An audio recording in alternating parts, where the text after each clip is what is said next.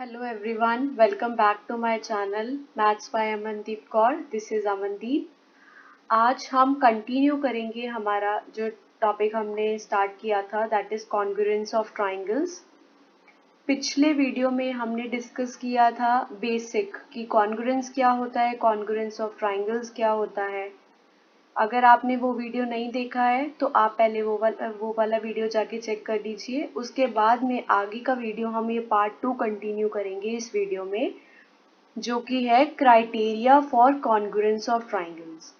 Means इस video में हम ये देखेंगे कि अगर दो ट्राइंगल्स कॉन्ग्रुएंट है तो कौन कौन से क्राइटेरिया होते हैं जिनके अंडर दो ट्राइंगल्स कॉन्ग्रुएंट हो सकते हैं।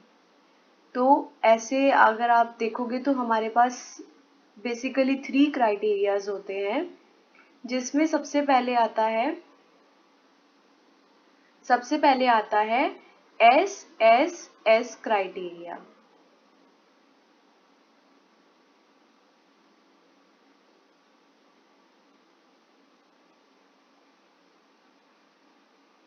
SSS क्राइटेरिया का क्या मतलब होता है? SSS means side side side, right. अगर दो ट्राइंगल की तीनों साइड करस्पॉन्डेंस साइड्स अगर इक्वल है, मीन्स जैसे यहाँ पर हमने दो ट्राइंगल्स लिए हैं, एक लिया है ट्राइंगल XYZ और एक हमने ट्राइंगल लिया है LMN, ठीक है। तो करस्पॉन्डिंग के अकॉर्डिंग आप देखोगे, हमने पिछली वीडियो में करस्पॉन्डेंस पढ़ा था, XY साइड ले रहे हैं तो यहाँ पर हम LM साइड लेंगे। मीन्स अगर XY साइड LM के इक्वल है, इसी तरह से YZ साइड लेंगे तो यहाँ पर हम MN लेंगे। YZ साइड अगर MN के इक्वल है और इसी तरह जो तीसरी साइड बची XZ साइड अगर LN साइड के इक्वल है, तो ये दोनों ट्राइंगल्स आपस में कॉन्ग्रुएंट होंगे। साइड साइड साइड का मतलब हुआ पहली भी साइड, दूसरी भी साइड, तीसरी भी साइड। मीन्स पहले हमने ये वाली साइड ली XY एंड LM, फिर उसके बाद में YZ और MN, और तीसरी साइड दोबारा से ली XZ और LN। अगर तीनों करस्पॉन्डिंग साइड्स दोनों ट्राइंगल की इक्वल है तो वो दोनों ट्राइंगल्स आपस में कॉन्ग्रुएंट होते हैं। ये था हमारा पहला क्राइटेरिया, जो कि था SSS क्राइटेरिया। इतना आपको क्लियर हो गया? Let's move forward. अगला क्राइटेरिया हमारा आता है, second one is SAS criteria. SAS means side, angle, side। Means side होगी, एंगल होगा और साइड होगी, जैसे कि आपको नाम से ही पता चल रहा है।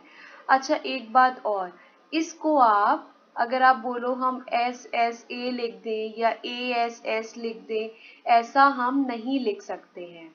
ऐसा हम बिल्कुल भी नहीं लिख सकते हैं, हमें सिर्फ SAS क्राइटेरिया ही लिखना होगा। मीन्स इसका मतलब ये है कि साइड एंगल साइड मीन्स दो साइड होंगी।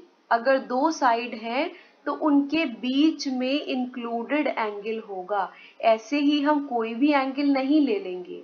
आपको अभी ये क्लियर होगा जब हम एग्जाम्पल से फिगर से समझते हैं।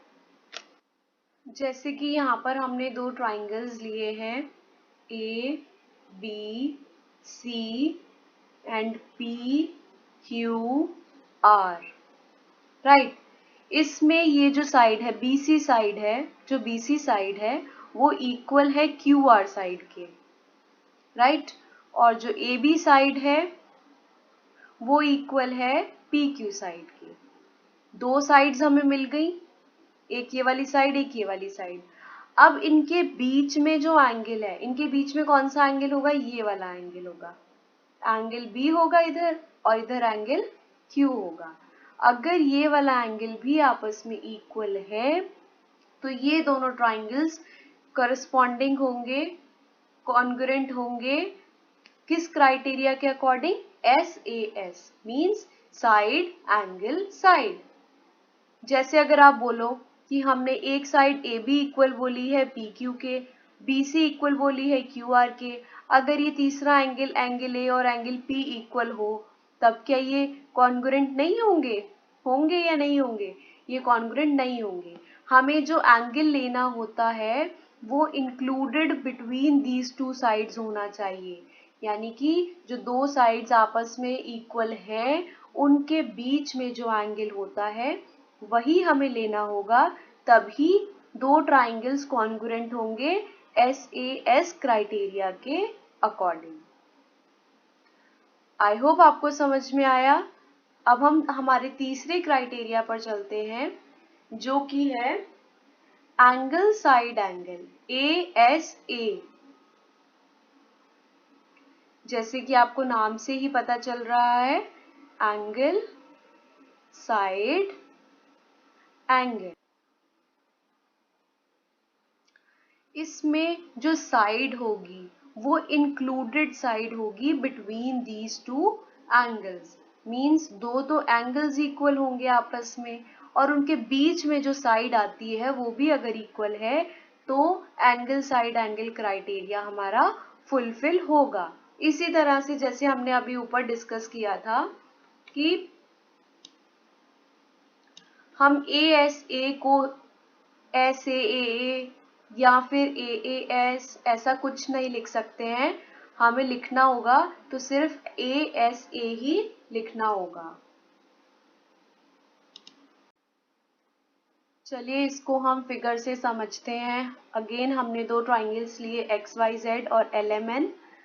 अगर suppose angle X angle L के इक्वल है, इसी तरह से angle Z angle angle N के इक्वल है, और जो हमारी ये वाली साइड है LM और XZ, LN और XZ आपस में इक्वल है, तो ये हमारा दो ट्राइंगल आपस में कॉन्ग्रुएंट होंगे ASA क्राइटेरिया के अकॉर्डिंग।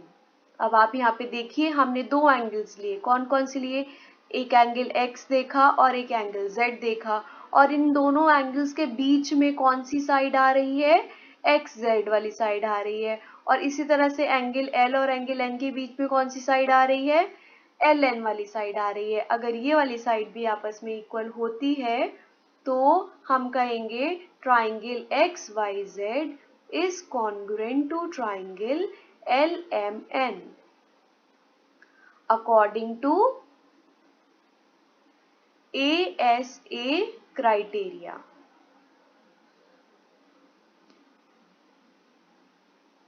ये हमारे मेन तीन क्राइटेरियाज थे जिनको हम देखेंगे आपस में ट्राइंगल्स में क्या इनमें से कोई भी फुलफिल हो रहा है। अगर फुलफिल हो रहा है तो हमारे जो दो ट्राइंगल्स होंगे वो आपस में कॉन्ग्रुएंट होंगे। एक और क्राइटेरिया आता है फोर्थ वन, जिसको हम बोलते हैं RHS criteria.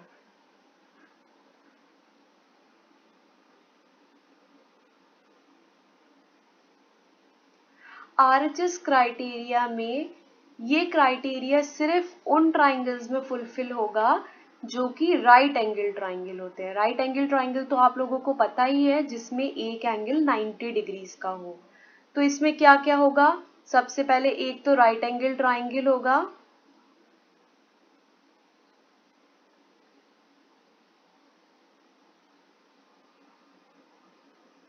Right. H is for, यहाँ पर H is for hypotenuse,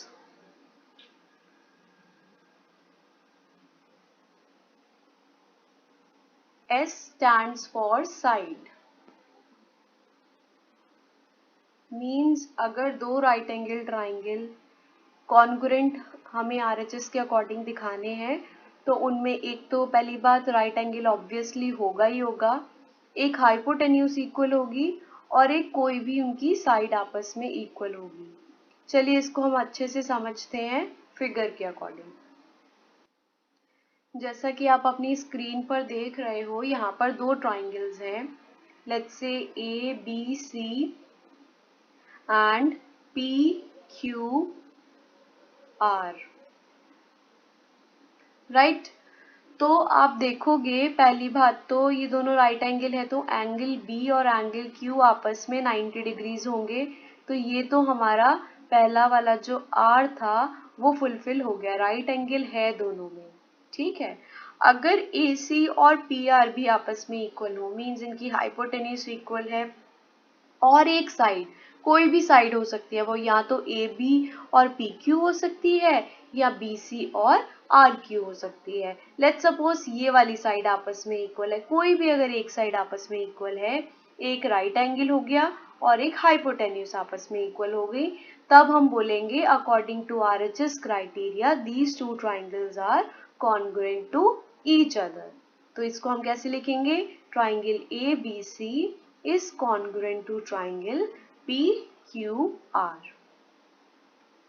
RHS criteria में हमें सिर्फ 3 बातें देखनी होती है। पहला, एक तो राइट एंगल होगा, दूसरा एक हाइपोटेन्यूज इक्वल होगी, और तीसरी कोई भी एक साइड, दोनों साइड्स में से कोई सी भी एक साइड अगर ये आपस में इक्वल है तो वो RHS क्राइटेरिया के अकॉर्डिंग दोनों ट्राइंगल्स आपस में कॉन्ग्रुएंट होंगे। तो हमने ये पूरा चैप्टर का इंट्रोडक्शन डिस्कस कर लिया है। तो आपके जो क्वेश्चंस होंगे पूरे चैप्टर के इन्हीं पर बेस्ड होंगे, इन्हीं क्राइटेरियाज पर बेस्ड होंगे। अगर आपको ये अच्छे से समझ में आ गया है तो आप क्वेश्चंस को इजीली सॉल्व कर पाओगे। आई होप आपको आज की वीडियो में जो टॉपिक हमने कवर किए वो अच्छे से समझ में आए होंगे। If you like the video, don't forget to subscribe my channel. Thank you so much.